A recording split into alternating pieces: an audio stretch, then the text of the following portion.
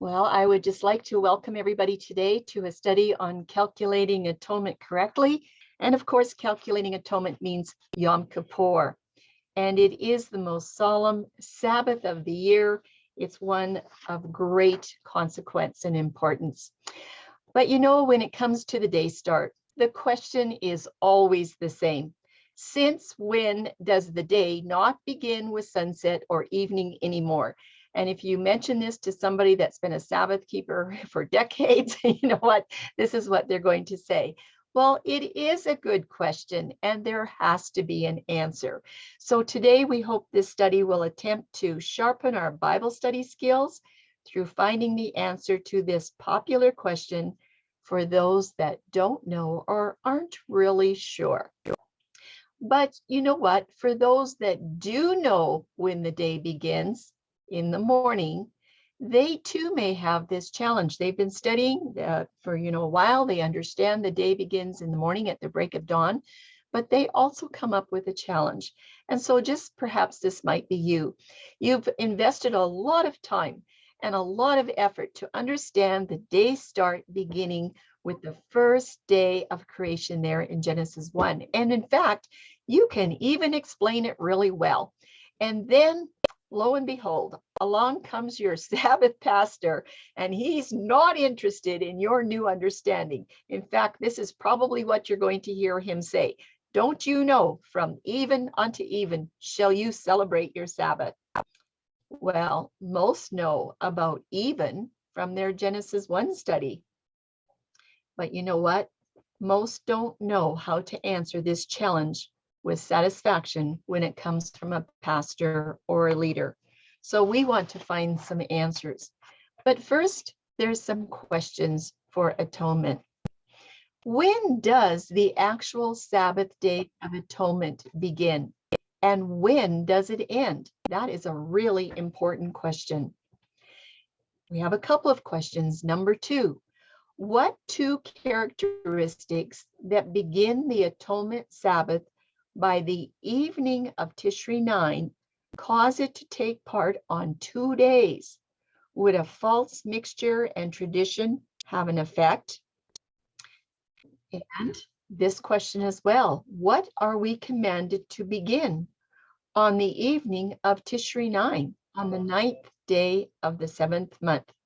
What are we commanded to begin?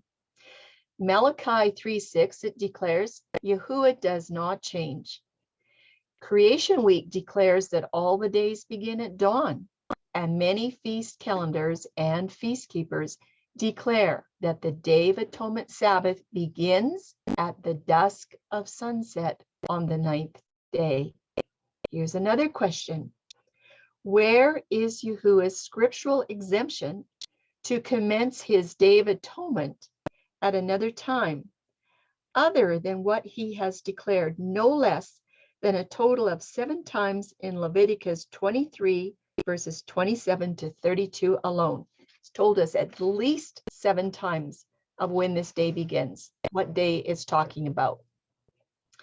Is it possible that you have heard it said that the weekly Sabbath begins at sunset? And then Leviticus 23:32 is referenced for the support for that. Have you heard that? I've heard it lots of times. And have you ever questioned why Yahuah never informed us why he waited from creation all the way up to Moshe to receive instructions from the top of Mount Sinai to explain the perimeters of the 7th day Sabbath? And that's over 2,500 years after creation. Why did Yahuah have to wait that long to tell us when the day began? Number 7, have you ever seen a text where Yahuah stated one fact and then he changed his mind and he delivered an opposing command, and it's all within one text? Well, these are some questions that we're going to be looking at really closely in this study today. And there's a lot of feast teachers that claim there are 4 main scriptures that assure everyone that the weekly and the annual Sabbaths always begin at sunset. And sometimes they'll say at evening, but that always comes after sunset. And then they claim these 4 witnesses. Excuse me. I'll list the first 3 here in blue. Genesis 1:5, they'll claim that one, and they only use the last half of the verse. And they certainly claim Nehemiah 13:19. That's about the gates being closed as it was beginning to get dark. And they use a verse from the New Testament, John 20, verse 1. And again, they're only using part of the context, and they have a lot of other things they haven't understood, but they use it. And the favorite one is Leviticus 23:32. All 9 words at the very end of the verse. That's what they use. But you know what? Even at that, there are theologians out there that differ. And I want to list some of these differences because you will hear this more and more. There is a lot of people that are understanding the day starts in the morning, but they will change that when it comes to Day of Atonement. So let's start with number 1. Many theologians differ, and they also claim that every day begins with sunset because of this Leviticus text. Or there'll be some that claim every day of the week begins in the morning. But when you come to the worship statutes, that all changes. The worship statutes start at sunset. And number 3, some also claim that every day begins in the morning with the break of day, even the worship of the weekly Sabbath and the feast statutes, but not Day of Atonement. It is the one exception out of everything in the whole scriptures. Day of Atonement starts at sunset. And here's the reason why. Because they believe that Leviticus 23:32 is the main Bible text that is used to support the day beginning at sunset. At a total of only 9 words, from evening to evening, you shall celebrate your Sabbath.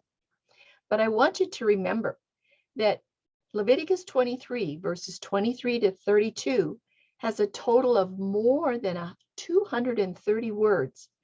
And it's only the last 9 words of the atonement content that are used to determine the day start for all the yearly Sabbaths. And that's, I think it's even less than 5% of the words used to establish a doctrine.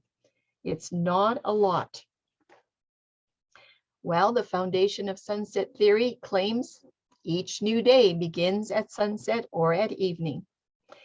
They are sure about that. Well, we want to look at a chart, but we're going to use the dawn day timing on this chart, and you can just wait and see. We'll be getting to some slides with the sunset timing, but I've marked on this calendar a dawn day timing where the light season begins the day. We're going to start here with the 8th day of the month, and then you would have sunset, and then the last half of the cycle would be a night season. Okay, there's 24 hours in each day. So to illustrate this concept for Day of Atonement, sunset theory is claiming that the 10th day begins at evening of the 9th day. So exactly where is the evening of the 9th day? That's the question that we want the answer to. Well, it's not hard to find sunset. Let's just say that this is sunset here on the 8th day. Okay, there's a sunset every single day. And sunset on the 8th day is going to what?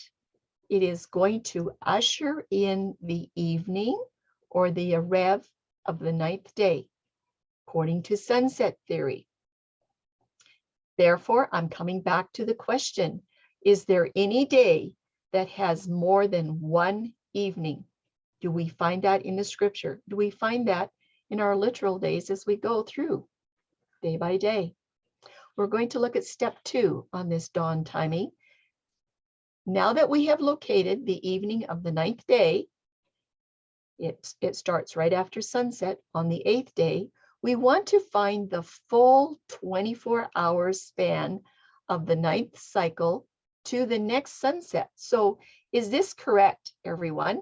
If we've got our 9th day beginning right here at evening after the sun has set on the 8th, it gets 24 hours all the way to the next sunset.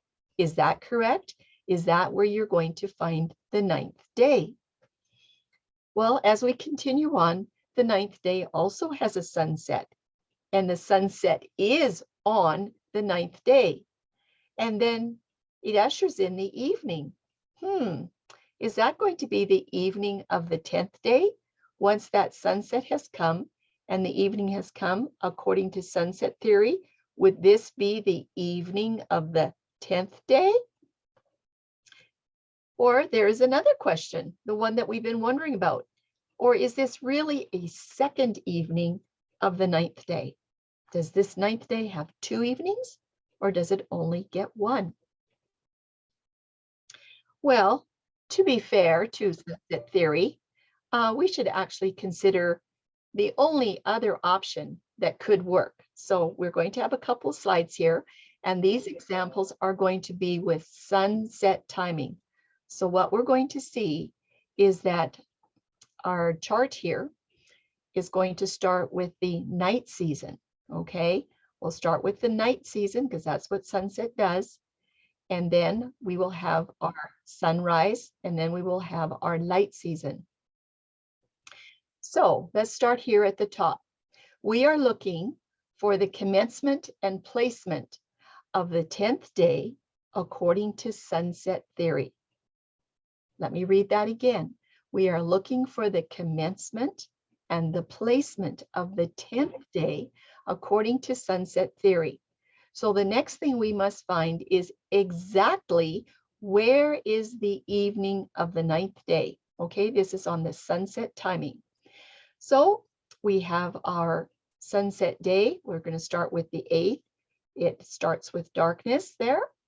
Then we have sunrise 12 hours later, approximately, and that is sunrise on the 8th day. And of course, you have to finish out your light season. So after your light season, you're going to have your sunset on the 8th day. Right after the sun sets, that's where your evening ushers in. And sunset theory tells us that evening ushers in the 9th day. Okay, that's pretty clear. But we're coming back to that review question. Are we sure that every day has only 1 evening and not 2? We have to be sure about that, and especially in this study. So next, let's come to the next slide. Where is the evening of the 9th day so we can observe Yom Kippur on the 10th day on time? This is a little bit of an expanded view just to help you see this a little bit better. And the rest of the study is going to be explaining quite a bit more. So what does the favorite verses in Leviticus 23:32 have to say? The one that everybody quotes. And here it is. In the 9th day of the month at even, okay, the 9th day of the month at even, says from even unto even shall ye celebrate your Sabbath. That's what it says. And here's the question. Where is even to even on the calendar? And is that where Yom Kippur is celebrated? Well, we've already seen some of these charts. So this is a review. On a sunset day that starts with the darkness, that's the sunrise at that pink line. Then you have your light season. And at the end of the light season, you would have your sunset. That's on the 8th day. The next thing that happens is you have your evening. And sunset theory says that the evening ushers in the 9th day. So this is the beginning of the 9th day for sunset theory. You go through your 24 hours, and at the end of the light season on the 9th day, you have your sunset of the 9th day. And what follows after that? Yes, you have your evening or your dusk. And according to the rules, that is going to usher in the evening of the 10th day. But wait a minute. This, in this arrow here, this green block, this is the only placement that we have on the chart for an evening of the 9th day. This is the evening of the 9th day over here, not over here after the sun has set. Now I'm saying, why are we asking this question? The reason why is because sunset on the 9th, ushers in the evening of the 10th. the evening of the 10th day, as sunset theory demands. That's what happens. Remember, we're looking for this even to even. Where would it be? Well, the even of the 9th until the next even is in this block right here, right underneath the number 9 of the calendar. This is the only section that is even to even for the celebration of Yom Kippur. Do you see a problem here? And this is on a chart with the sunset timing, with our days beginning with the night season. I think we have a huge problem because this section right here that is beginning with the 9th of even, from even to even, is on the 9th day. It is not near the 10th day. I bet you're thinking this has been one confusing exercise, and I have to agree with you. But have you noticed that no matter what we tried, it didn't seem that the 10th day had any recognition from even to even though we put it on a dawn day chart or a sunset chart? It didn't seem to matter. We could not get the Day of Atonement on the 10th day. So we're either missing a lot of important information, or Yahuah's day cannot begin with sunset or begin with evening. And so I say it's time that we find out what is going on. So fasten your seatbelts because we're going to get into this study. Leviticus 23, verses 27 to 32, deliver to us premier statements of timing for the 10th day of the 7th month. The first one is going to be found in verse 27. And then we're going to see 6 additional reference points indicating that Tishri's 10th cycle of the 7th month, it is the one and only cycle of the year determined by Yahuah to be the Day of Atonement, Shabbat. And ultimately, who gave this definitive statement of timing for the Day of Atonement? Well, in verse 26, it tells us right there, and Yahuah spoke to Moshe, saying, verse 27, on the 10th day of the 7th month is the Day of Atonement. So there's no mistake. It was Yahuah that wants us to remember the timing of the 10th of Tishrei and exactly what the appointed time is. He didn't ask Moses to make the command. He made the command. And the commencement and the termination of this solemn festival is firmly anchored in the creation account. In fact, that's where it all begins. So what qualifies the caliber of this cycle? I have a little calendar up here just to show you that on the 10th day of the month, that is Day of Atonement, okay? It says it very, very clearly. On the 10th day of the 7th month is the Day of Atonement, and it shall be a set apart gathering for you. So a question, can we safely assume from this text that the 9th of Tishri is also a set apart solemn convocation? Is that what it's saying? And where in the scriptures do we find a similar or otherwise statement declaring that the 9th of Tishri is a Kodesh convocation, that it's solemn and holy? Where are you going to find that? That would be a good thing to find. This premier point of assertion in Leviticus 23:27, when it says, on the 10th day of the 7th month is the Day of Atonement, that is a puzzle piece that you need to hang on to. And there are 7 solid references to Day of Atonement. In fact, you could even probably find a few more than that. But please note very carefully that it's talking about a singular form of the day to describe the Day of Atonement. It is not talking about 2 days of atonement. It's talking about 1 day. And this makes it very difficult to rationalize that the Day of Atonement is going to start on the 9th cycle of the month, and then it ends on the 10th cycle of the month. You just add them together. That makes 2 cycles of the month where Day of Atonement is standing on.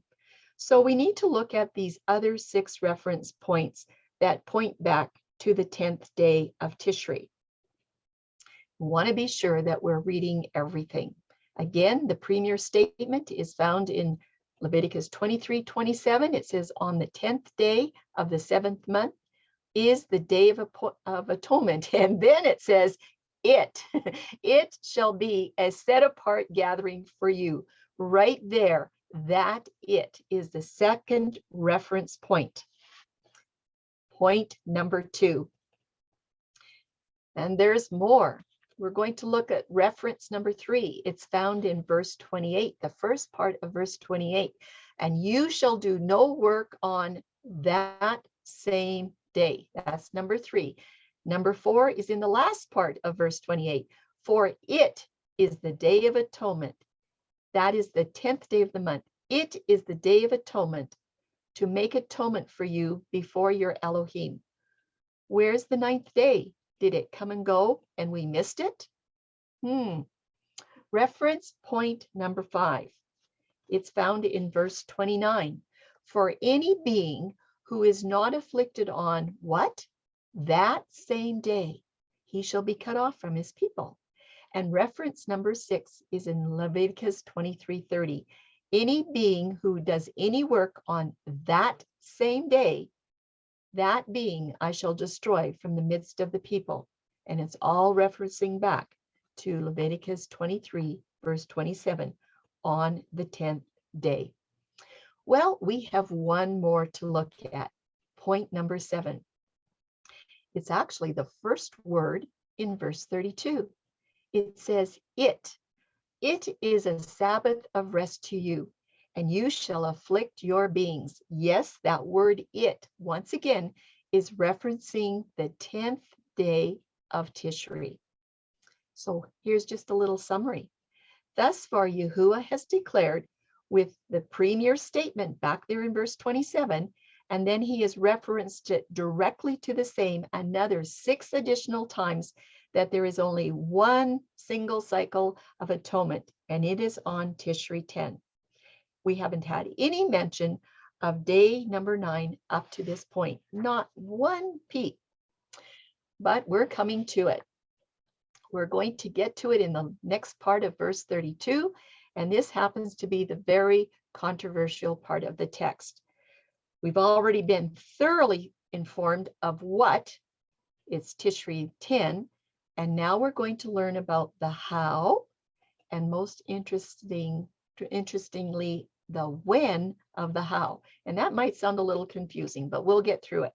So let's read part of verse 32. Let's start over again. It, the 10th day of the month, is a Sabbath of rest for you. And then there's that word and. It is a Sabbath of rest to you, and you shall afflict your beings.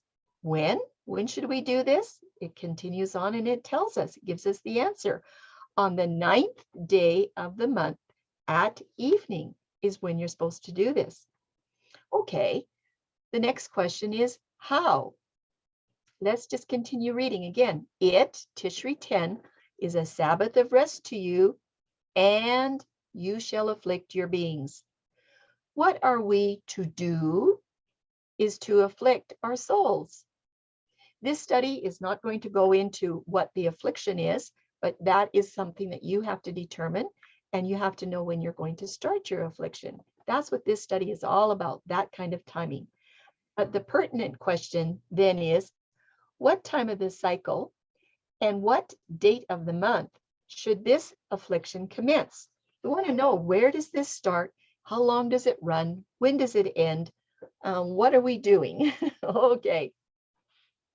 So the question, when Yahuah indicates the 9th cycle of the month at evening, exactly what part of the 24 cycle is this? That is our question.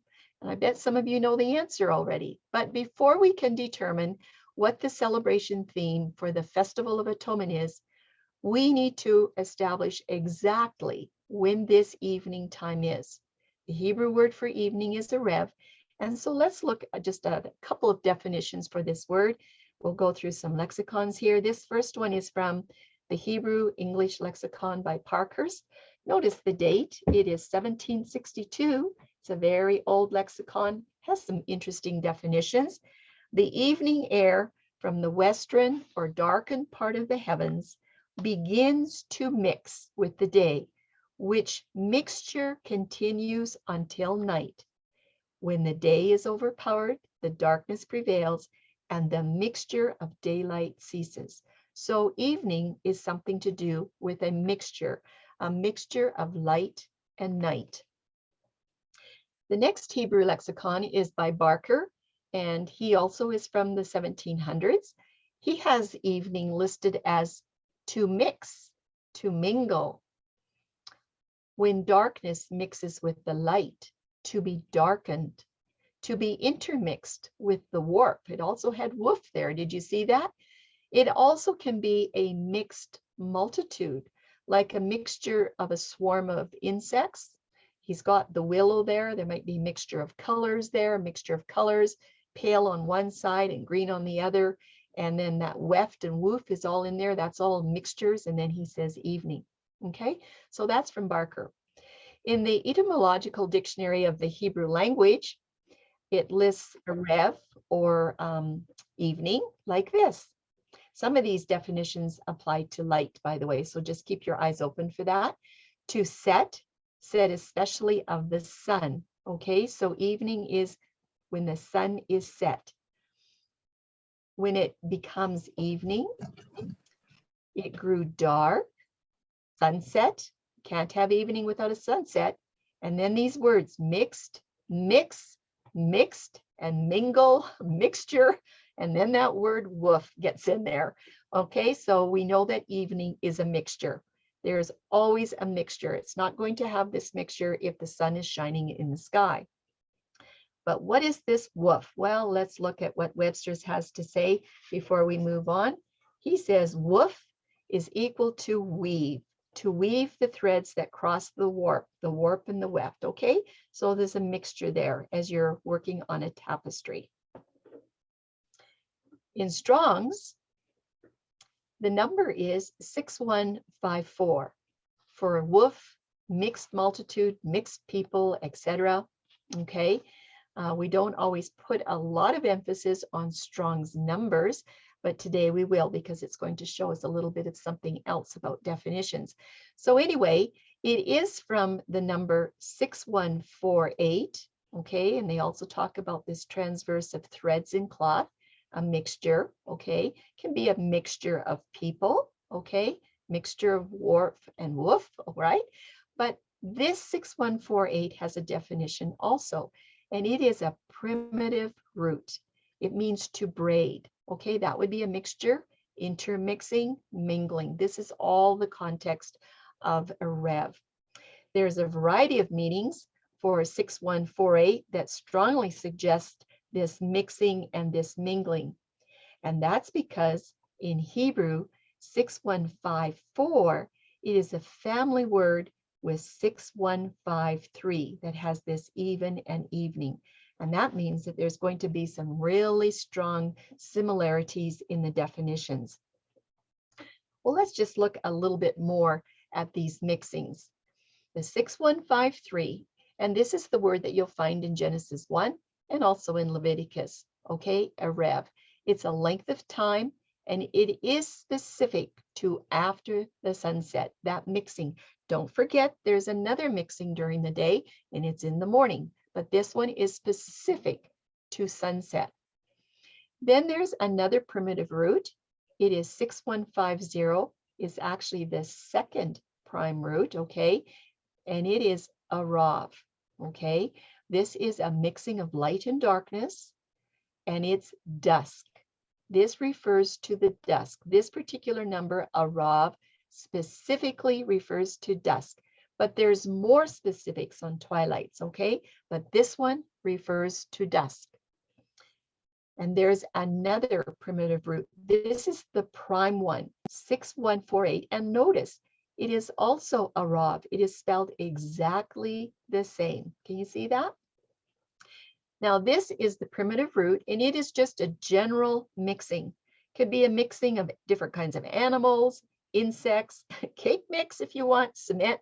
maybe a fruit and vegetable platter, braiding the hair, but it also can talk about a mixture of light and darkness.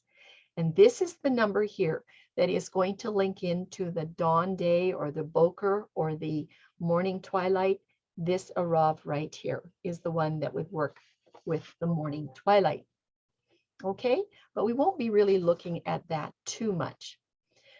What two specific time frames are identified when this verb with a mixing effect is applied to a 24-hour cycle?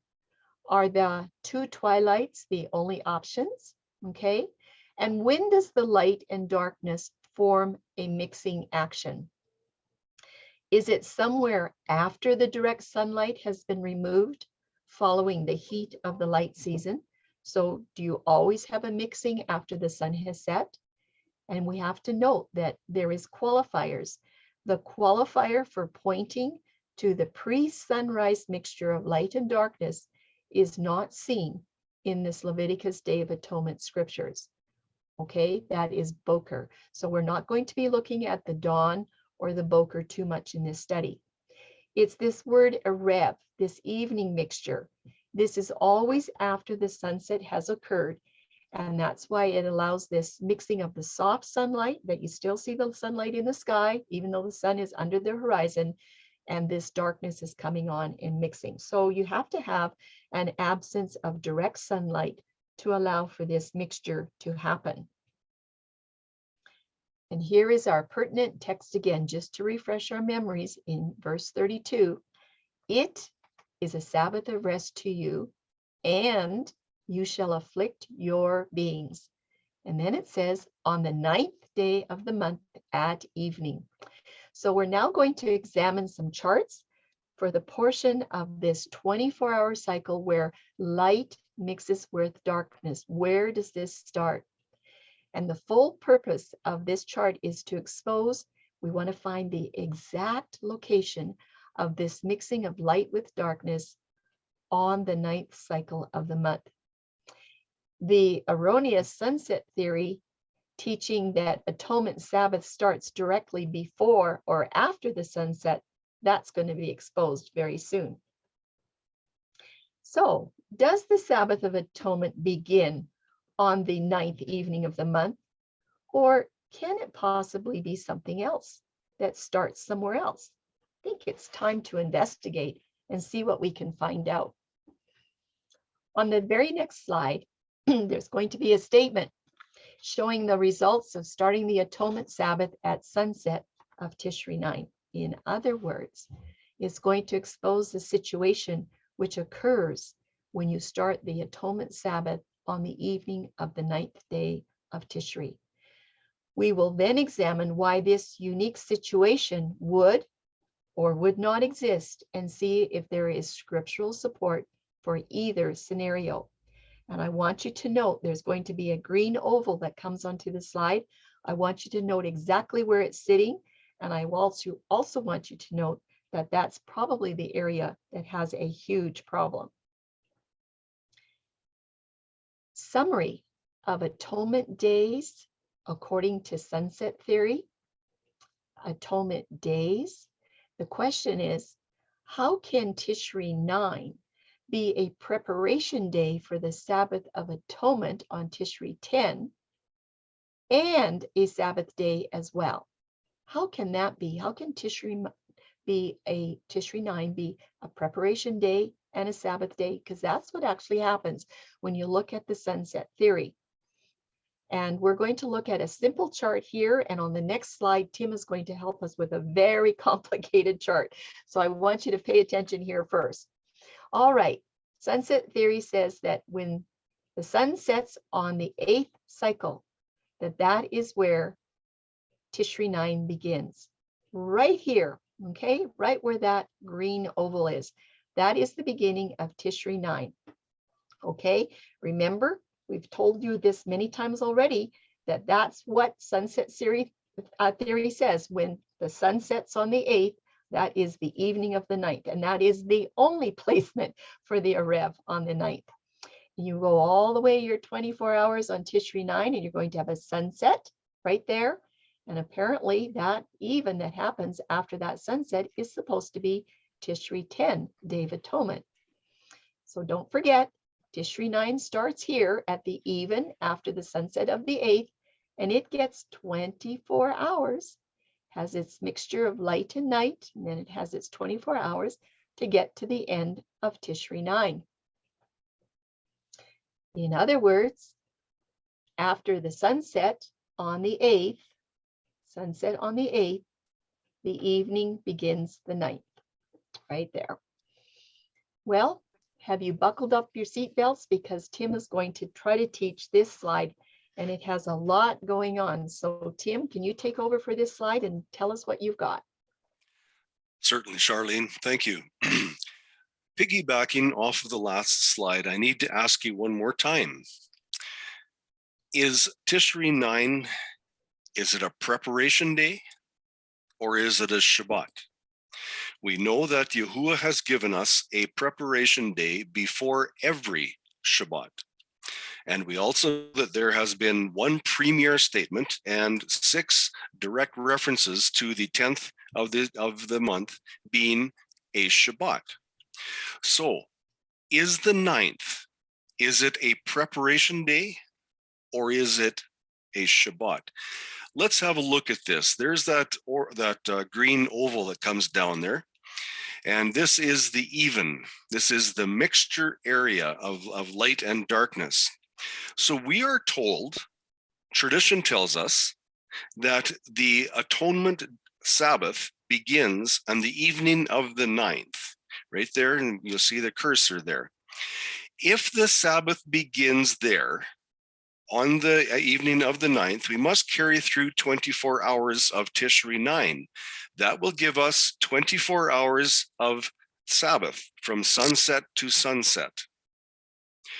We are also told in the scriptures that the affliction begins at the evening of the 9th also. So at this point, at the evening, we also begin the affliction for 24 hours on Tishri 9, sunset to sunset.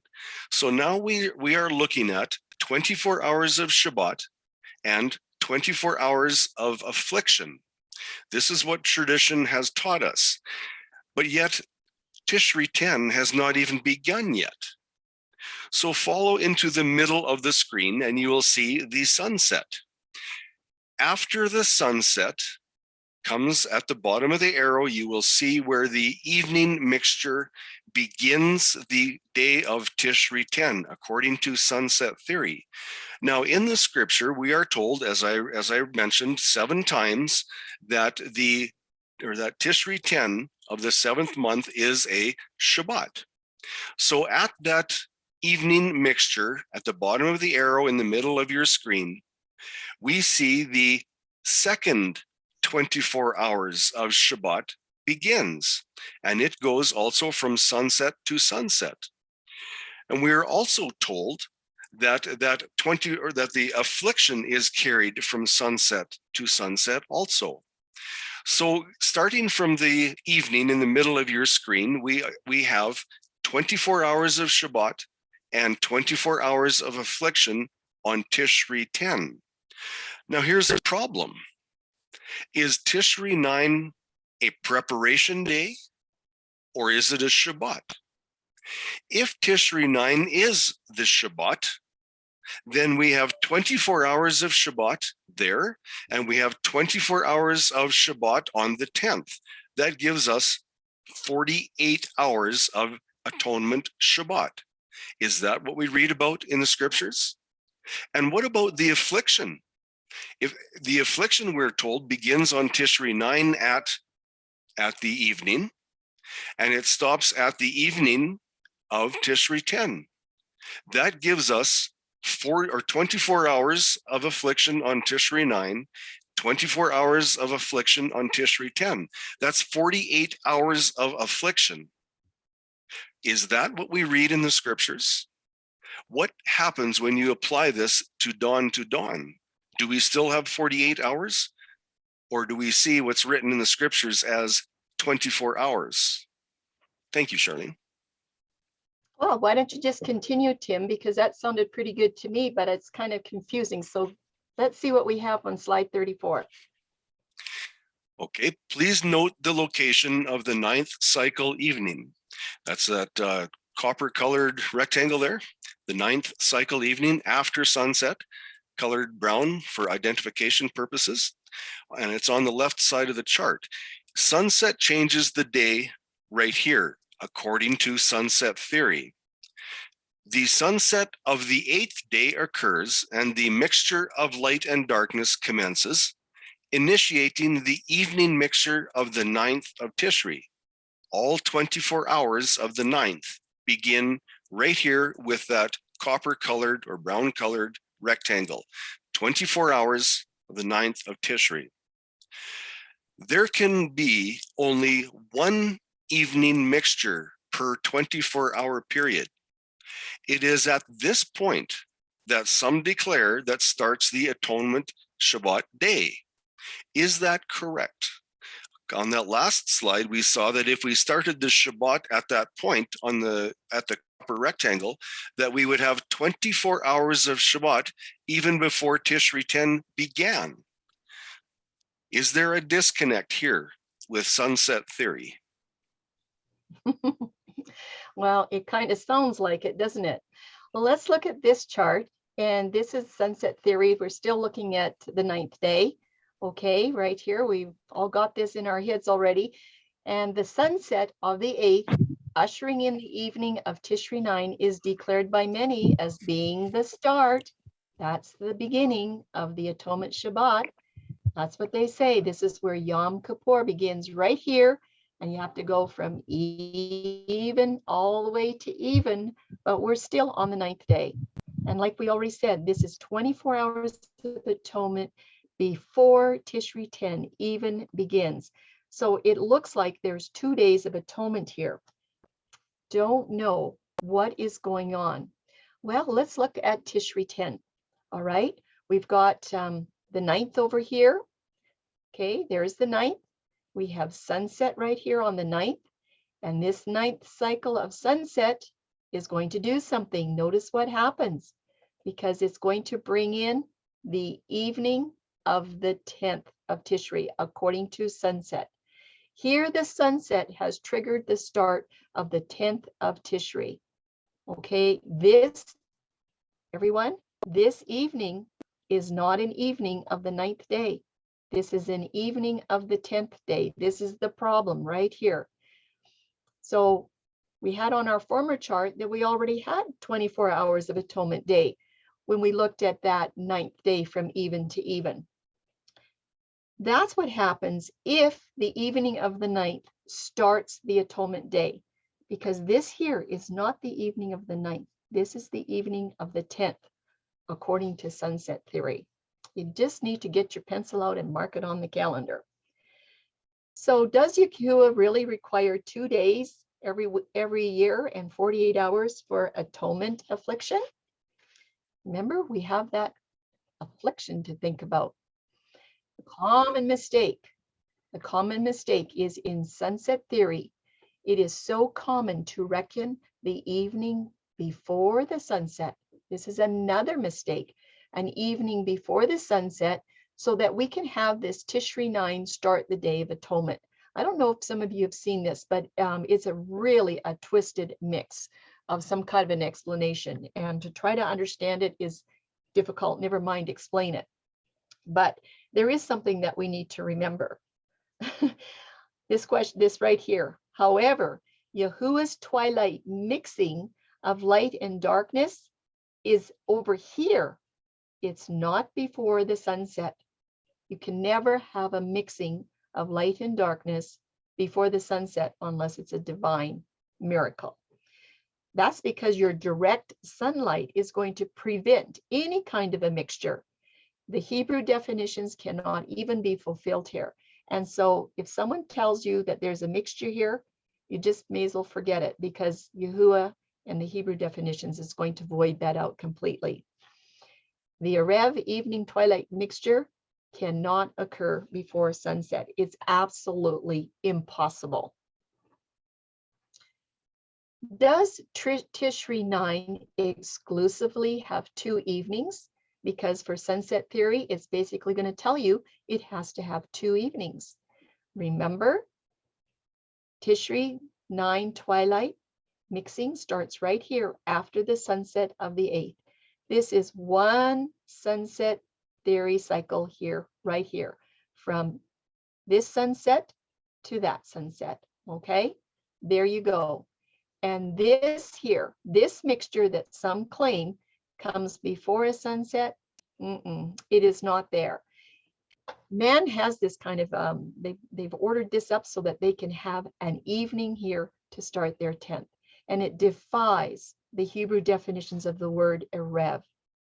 Man desires to place this second erev mixture on Tishri 9 before the sunset, where you're still going to have direct rays of sunlight, preventing any darkness from mixing. And so that's what happens.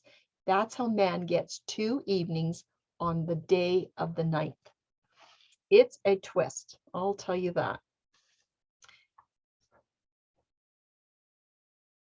It's just another slide here, looking very, very carefully how man has put in 2 evening mixtures on Tishri 9, so that they can say that this second evening mixture is what ushers in Tishri 10, or the Day of Atonement.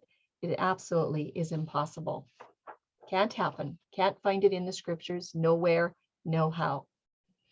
You know, when man defies the Hebrew word definitions, is he at the same time defying Yahuah's covenant of the day and the covenant of the night? You can find that in Jeremiah 33:20. We're going to read it in a little bit. But there is a covenant of the day and a covenant of the night. When man declares that darkness occurs before sunset, is this a confusion of Yahuah's covenant of the day? Does man have the right to cause that kind of confusion? Well, I'll tell you what, it is a complicated problem and it does need a solution. If sunset theory wants to have the 10th Day of Atonement doing this, then this theory has no choice but to claim that Tishri 9 has 2 evenings, and this is how they do it. Number 1, an evening after the sunset of Tishri 8, they say that begins the 9th day, and then they say that there is an evening mixture of light and darkness before the sunset, and that is going to end the 9th day. Okay, so there you have a mixture there at the end of the 9th day so that you can start your Day of Atonement. But that means that sunset theory would have to demand 2 evenings back to back, split by a sunset. You saw that on the chart. But the question is, who ever heard of any day having 2 evenings? Every day has a light season, it has an evening, it has a night season, and it has a boker, or a morning. Not one day has double of any of those. Well, there is a solution to this problem. It's Yahuah's covenant calendar, because it requires Tishri 9 to need only 1 evening, not 2, and it still honors the celebration guidelines for Tishri 10, Day of Atonement. So next we're going to examine every segment of verse 32 for a complete understanding of the true context of this verse. But first of all, I just want to do a little bunny trail. There are 2 times when by divine intervention it became dark during the time when the sun was high in the sky. Okay, and there is a 3rd event under question, but we're not even going to address it here. Number 1 is when the plague of darkness blackened Egypt and Pharaoh's heart was hardened. Remember, that was a day season and it was dark. And number 2, of course, is at Golgotha with Yahushua nailed to the stake. It became dark from the 6th hour from dawn, that is the 6th hour is noon, until the 9th hour from dawn, that is 3 p.m. in the afternoon.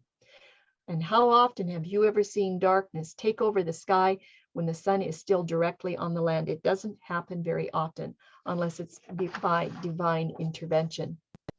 So it makes no sense whatsoever to have the Day of Atonement start at sunset. By default of sunset theory characteristics, there is total misalignment with Genesis 1 and with Yahuah's statutes. It's just inevitable. You'll find nothing but confusion. So the questions then are, when does Tishri 10 begin? And what commences in the evening of Tishri 9?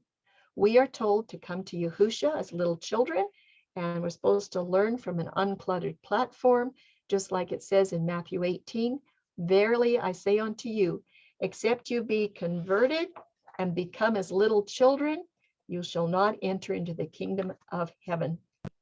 So, everyone, let's put on our little children hats and look and see what the scriptures declare for the start of Tishri 10, okay, and the Day of Atonement and what's happening with Tishri 9.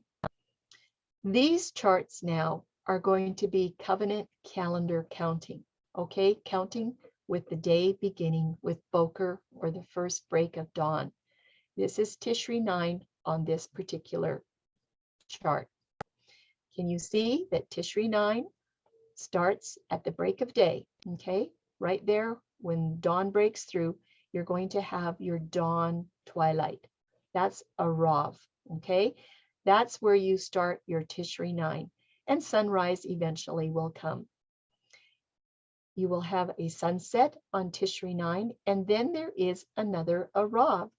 The sunset of Tishri 9 occurs right here, and then you have your Arav following right after. But what else does this Arav initiate? This Arav on Tishri 9 is really important. This is an extremely important aspect that is very specifically actuated by the evening mixture of Tishri 9. This is the first evening mixture and the only evening mixture of Tishri 9. So we're going to continue looking at the timing for Tishri 10 according to covenant calendar, and we'll come back to that even on Tishri 9. So this is Tishri 10. Tishri 9 is all over. The 9th day is all over. The 10th day is going to start with the break of day. There's your dawn, okay? Your Arav mixture right there. And then eventually you will have your sunrise. This is the beginning of Day of Atonement Shabbat. And guess what? You get a full 24 hours for Day of Atonement on the 10th of Tishri. The actual physical Shabbat of Atonement Day begins exactly the same as every other day since creation, with the eyelashes of dawn. You can find that in Job 3, verse 9. I think that's in the scripture version of the scriptures.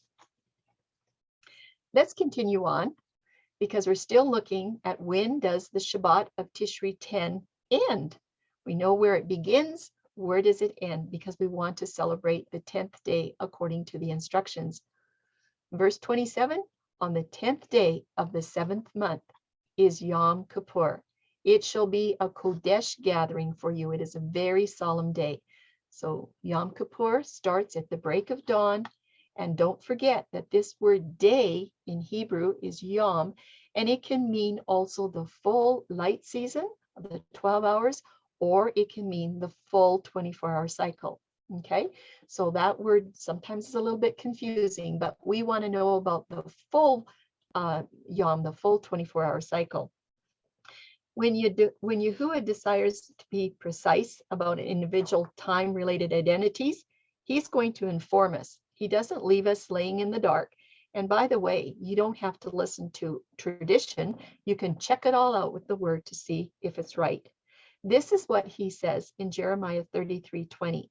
In case you've never seen this verse, Yahuah says, if you can break my covenant of the day and my covenant of the night, that there should not be day and night in their season. And you keep reading, there's a what if, there's a consequence. Yahuah does have a covenant of the day and a covenant of the night. So why then do we not see on the 10th light season this precision and accuracy of the 7th month as Yom Kippur, or Day of Atonement? Why do we not see that it there? okay? It is going to be a Kodesh gathering for you on the 10th day. We don't see that for the 9th day. What we have here, you've seen this chart before, the dawn starts the 10th day. 9th is all over with. You have your dawn, your boker, twilight right there, your arav, your sunrise, and then your 10th day of atonement to sunset. So why did Yahuah not grasp this golden opportunity right here in this verse to define with absolute precise accuracy the light season only, those parameters as the atonement Sabbath? Because you know that there are some people that are saying, well, the Sabbath is only the light portion of the day. Once it gets to be sunset and dark, that's not the Sabbath anymore. Okay, so why didn't he tell us right here if Day of Atonement is only 12 hours, if indeed that is the way it's supposed to be? Why did Yahuah not define with blinding accuracy that the Atonement Shabbat ended with that light season? And unfortunately, there are some people that do shorten up Day of Atonement and every other weekly Sabbath and every feast Sabbath. But why is it when we look at Genesis 1, we find that day 1 ended at dawn? We've got those studies if you want to see them. Day 2 ended at dawn, and so did day 3, 4, 5, and 6, and even day 7 in the creation account ends at dawn. You can find that in Matthew 28:1, where it says at the end of the Sabbath, as the first day began to dawn, as the first day began to grow light, epiphosko. And you can also look in Exodus 12 and Luke 23, I think it's verse 57, something like that. It talks about the preparation day, and those end at dawn. Why do we not find Yahuah's instruction to end the Shabbat at the end of the Erev twilight and make it just a 12-hour Sabbath? Why do we not find this specific pattern anywhere in the scriptures?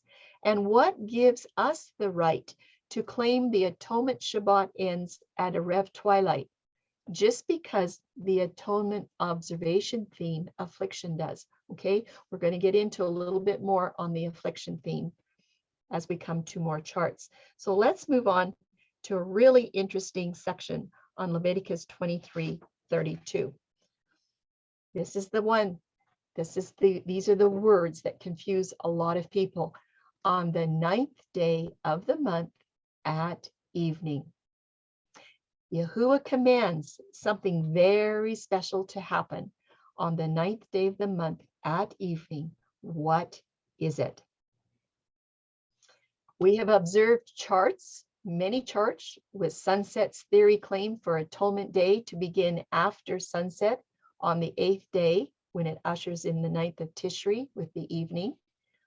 And on the charts, we have seen by default that what sunset theory is going to do, it will put the Atonement Day to stretch over a period of 48 hours, or actually shorten it just to be on the 9th day of the month. So it's becoming quite clear that many have not understood these scriptures correctly. What other meaning could there possibly be that will find alignment with the scriptures that begins in the evening of the night after sunset, before the start of Tishri 10 at dawn daybreak? It has to be something that is integrally connected with the Atonement Day. So let's look at the scriptures once again. You're going to know this verse off by heart by the time we get done. Leviticus 23:32. It is a Shabbat of rest to you. Remember that it is talking about the 10th day of Tishri, and it's been referenced here for the 7th time. And then we are told of the type of theme named as an affliction. Right after that, we are told, and you shall afflict your beings. It's telling us what we need to do on this very important cycle that's coming up. And then comes the second part of the verse. Second part of verse 32 says, on the 9th day of the month at evening, at Erev. We have just been informed the starting point for this commanded affliction. Tim, would you like to teach the next slide if you're ready? Certainly. The time to begin our personal affliction, it's before Shabbat, is with the Erev of the 9th cycle, the evening twilight, and the light and darkness mixture by definition. We need to remember the 9th day has only one Erev, or only one evening mixture. There is not two. In terms of Shabbat timing, there is no place in this Torah passage or anywhere else in the scripture that would indicate the Feast of Atonement has a different commencement time than other worship statutes. The Shabbat for Feast of Atonement always begins at exactly the same as every other cycle. It begins at dawn, without exception.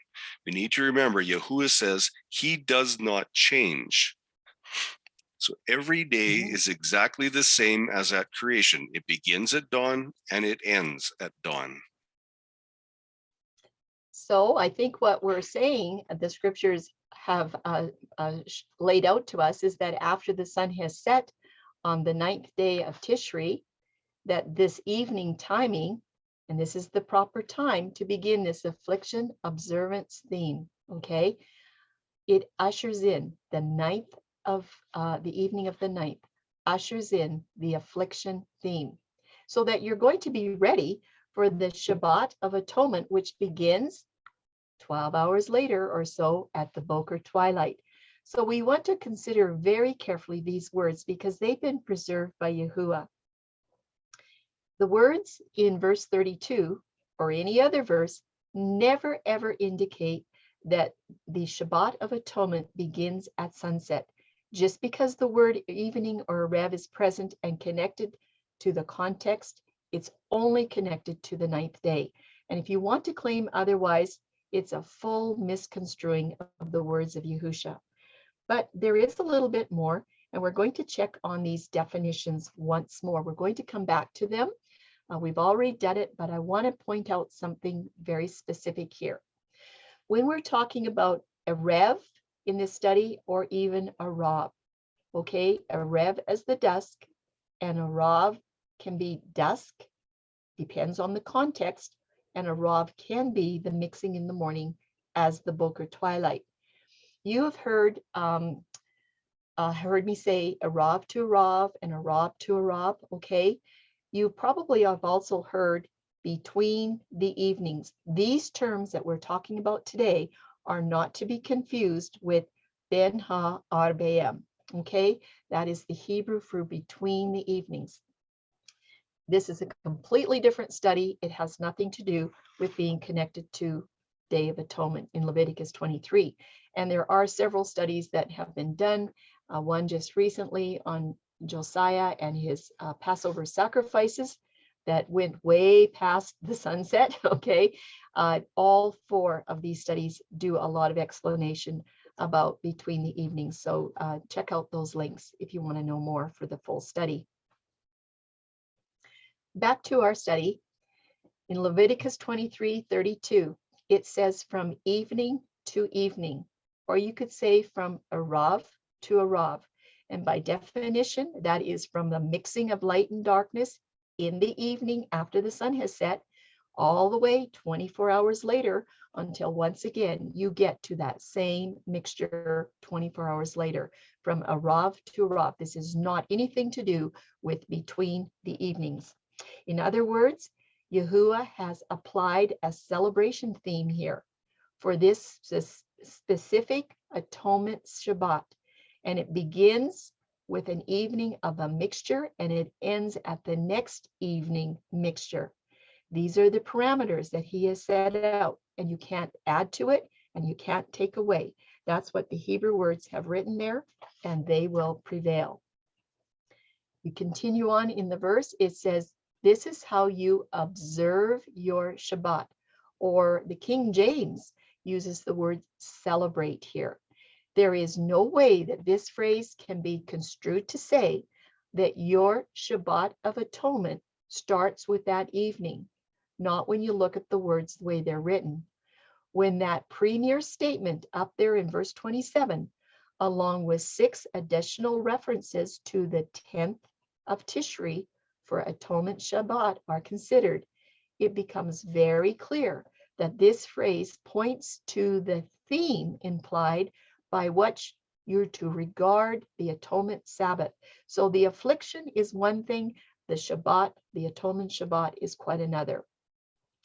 So this 12 hours that you have after the sunset on the night, that goes from evening until dawn, this is your preparation time. This is your time to prepare your hearts and your minds for the actual Atonement Shabbat.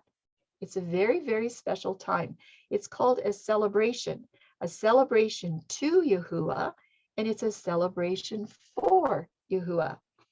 But before we go any farther, we should look at this word celebrate, because it's not exactly the way we think of celebrate in our usage of the word in these times, 2,000 years later, or even 4,000 years later. We're going to look at 3 of them. This is the first one. The word celebrate is used only 3 times in the Old Testament. It's in Leviticus 23:32, the very first time, and it is word number 7673 in the Hebrew.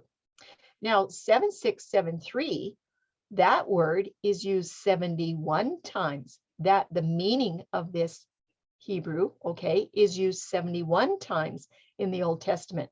Remember, only 1 time as celebrate. There are other usages that when you go look at these 71 verses, they will use rest. It will say cease, to be still, and to keep. And the very first usage of 7673 is in Genesis 2, where Yahuah rested on the Sabbath day by ceasing from his work. That's the first time in Genesis 2:2 where you find 7673. So let's just go over Leviticus 23:32 again. It says, "It shall be unto you a Sabbath of rest, and you shall afflict your souls in the 9th day of the month at even, from even unto even." And then it says, that's how you celebrate your Sabbath. Celebrate. Here's the word celebrate. It means to repose, to desist from exertion. Don't do any work, to cease what you're doing, to keep the Shabbat, to rest, to make it a rest, okay? That's what this word celebrate meant. It isn't really talking about the happy clappy times, okay? It's to be calm, to reflect on what this day is all about. Now, if you look at this bundle of Hebrew words in the Strong's Concordance, you'll find some very interesting things. You'll find 7674 is there, and it is a Shabbat. It also says rest. It also says cessation. It's an interruption of your regular duties throughout the week. And then you'll find 7676. This is the number that talks about the Shabbat every single week. This is the weekly Shabbat like we have today. And then there's another word that follows that, another number, 7677, Shabbaton. Okay, look at it. It's from 7676, and it's a Sabbatism of a special holiday, special holy day, and it's also a rest and a Sabbath. Okay, so when you look at this bundle, you'll see that they're all something to do but about rest, about keeping a special day. So as you can see, 7673, celebrate, in Leviticus 23. It's not about this happy clappy time that we associate with today's popular definition of the word, like celebrating an anniversary or a graduation or something like that. But there's 2 other places where the word celebrate is used. We'll look at the second one, which happens to be also in Leviticus 23, and it's talking about the Sukkot feast, the tabernacles. "And you shall keep it a feast unto Yahuah 7 days in the year. It shall be a statute forever in your generations. You shall celebrate in the 7th month." See that word celebrate? It's not 7673. It's a different number, completely different number, okay? And it is a primitive root. It means to move in a circle, like the cycles of the festivals. It's a sacred procession to be observing a festival. Look at this, by implication, to be giddy, to be happy clappy. And you would do that for tabernacles, to dance, to celebrate. It's a feast, it's a holiday, a holy day, a solemn day. So that's your second use of celebrate in the Tanakh. The number 3 is in Isaiah 38:18, and it's talking about the grave and death. It says, for the grave cannot praise thee, and death cannot celebrate. H 1984. Death cannot celebrate thee. They that go down into the pit cannot hope for thy truth. So this celebrate is very different number. And it's basically saying that it means to make a show, to voice. This is going to be not being restful and quiet and peaceful, but it's saying that death cannot make a big show and make a big boast. Okay, it's not a big celebration. Very different kind of word than what we find for Day of Atonement. So now that we understand the word celebrate in the context of Day of Atonement, that it means actually that you're supposed to desist from work. You're supposed to be quiet and solemn because it's the highest Kodesh Shabbat of the year. The next thing that we need to know is when this Shabbat begins and ends so that we will be in full accord with Torah. So let's look at this concept in a chart and see if it upholds that statute that we've been given in Leviticus 23. This is the covenant calendar count chart. We're on Tishri 9. Hope you all know now that Tishri 9 starts at daybreak, and then we have this dawn. Okay, this is Arav. And this Tishri 9, from this Arav all the way to the next break of day, this is where we have preparation time to get ready for the Day of Atonement. Get everything ready. There's nothing here that's holy on this day. This is where we're getting ready for what's going to happen on Day of Atonement. But this particular day is a little bit different than any other preparation day. Like I said, it's from dawn to dawn. It's a full 24 hours, or it's from Arav to Arav. And it always has those two twilight mixtures. It has that mixture of Arav before the sunrise and the mixture of Erev after the sunset, okay? But there's something special that happens on this day. We're going to leave the ninth behind now. We're going to look at Tishri 10 on the covenant calendar count. Same thing as before. It starts with the Arav. After the break of day, there's your Arav twilight. It begins right there, right in the morning when you wake up, okay? And guess what? It lasts for a full 24 hours, all the way up to the next break of day, the next boker. The simplicity is so beautiful, the way that Yahuah has created it. It's so awesome and just wonderful. But we're still wondering about that even to even starting point on the 9th of Tishri. We've got to get that part figured out so that we know exactly what's going on. Again, this chart is on covenant calendar count, where we're starting Tishri 9 with the boker in the morning, okay? Verse 32, on the 9th day of the month at evening, 9th day of the month, right there, right here actually, from even to even, right over here, from even to even is how you are supposed to observe or celebrate. There's some kind of a celebration that has to get started before you get to the 10th day.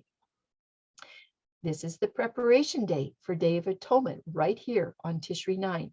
And we have been given a very special and specific command of the requirement that is in place. Once this sun has set on the 9th day of the month at evening, right after the sun has set, from evening, you're going to go to the next evening. You're going to observe your Shabbat. So it's going to go into the evening on the 10th day. The timing of this command is always after sunset. It is never before sunset. as rabbinical teachers often demand, and some of them expect you to believe whatever they say. So we're just going to count this out, how we're preparing for the Atonement Sabbath. The Atonement Sabbath, there is an even to even from the 9th, from even of the 9th until even of the 10th. Guess what you're doing right there? That is where you're observing your affliction. Your affliction starts here on the evening of the 9th for full 24 hours to the evening of the 10th. It's going to take you into the sanctuary services. And that's to celebrate and respect Yahuah, what he has asked you to do. Don't forget that your Atonement Sabbath begins right there at Boker, okay, on the 10th day. And you're already 12 hours into your affliction. You're already getting ready. From even to even, from a Rav of the 9th to a Rav of the 10th. Tishri of the 9th, right here, Tishri 9, we have our Arev to Tishri 10, to the sunset of Tishri 10.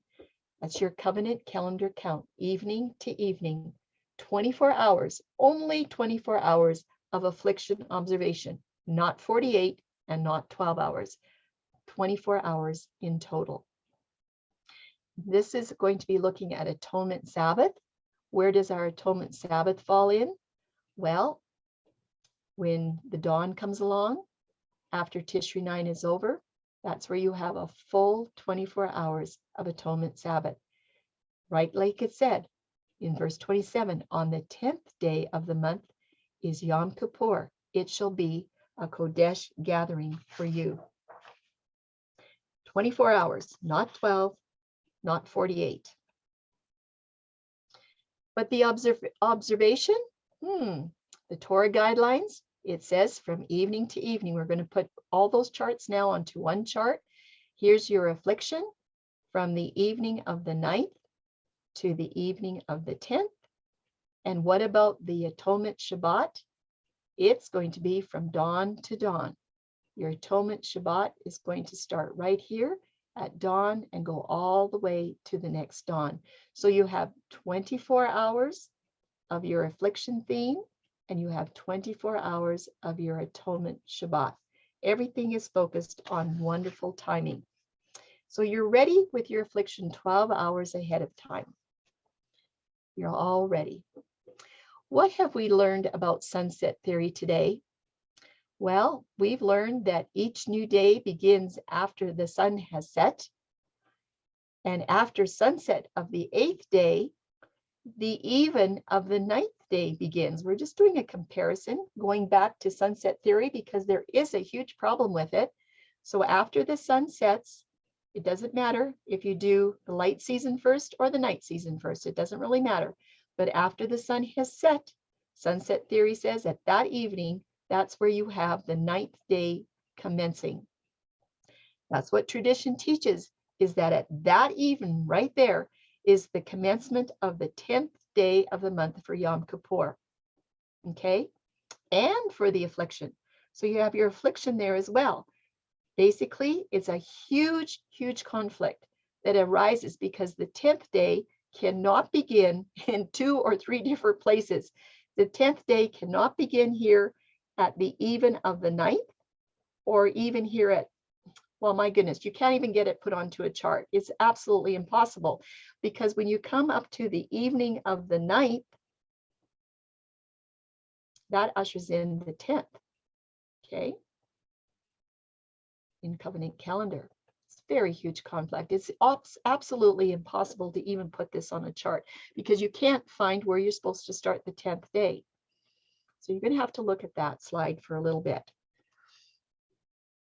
But you know, friends, there's another item that must be addressed.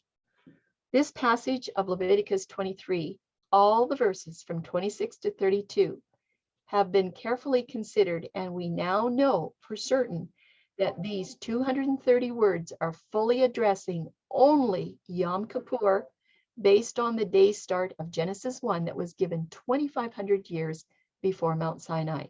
So question number 1, why is it that leaders can't teach the truth of the commencement of Yom Kippur, insisting the 10th day begins with the sunset evening of the 9th. Why can't they teach the truth about this?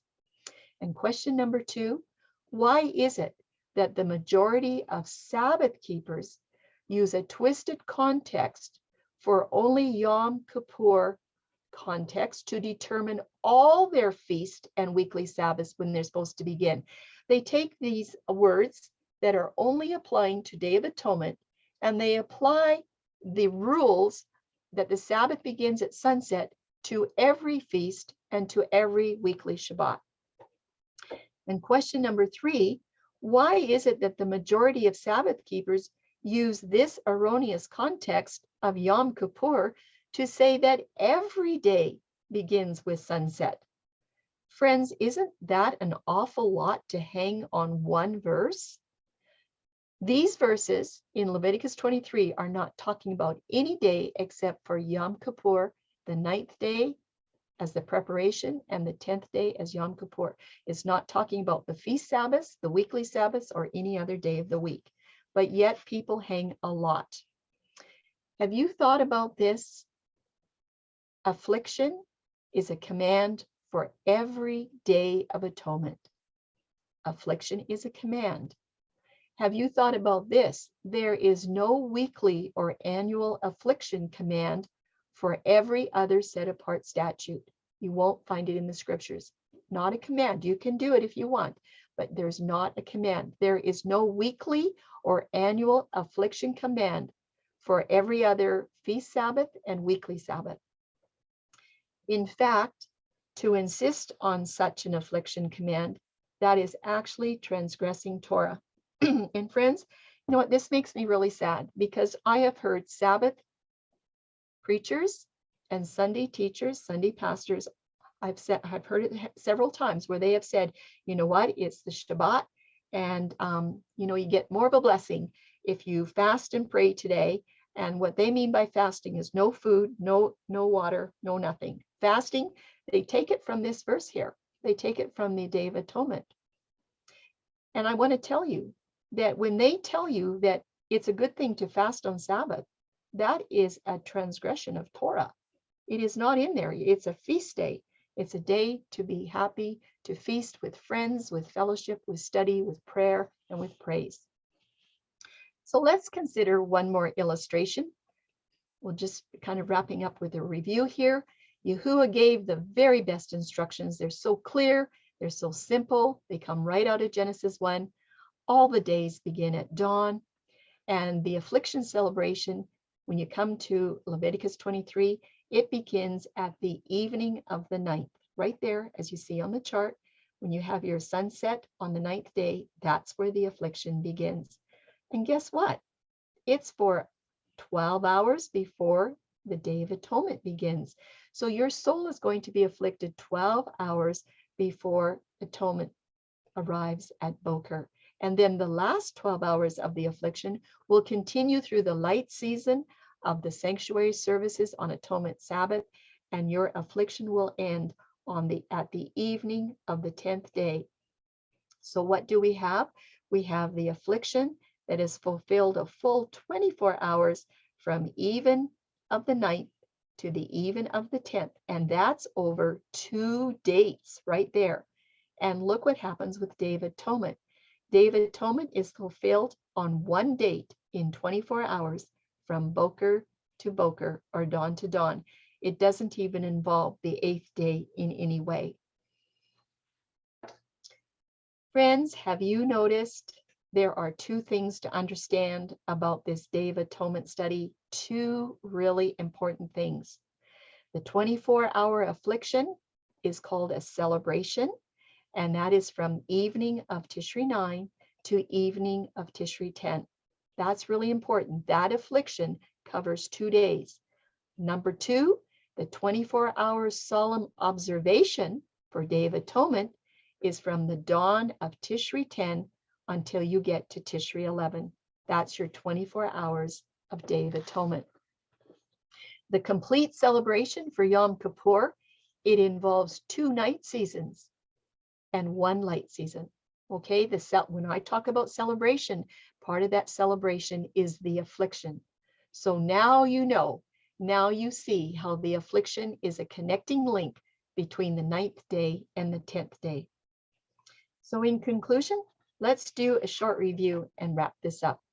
There's 3 simple study techniques for this study of Yom Kippur.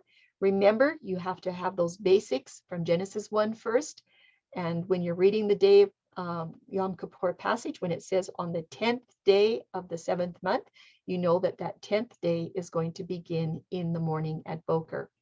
Number 2, you need to read all of the content for all of these verses and not just read the last 9 verses of the last part of it. And yes, 9 words. And number 3, you need to pay attention to the context to fully determine what belongs to the 10th day, and so that you know exactly what belongs to the 9th day, because it's different.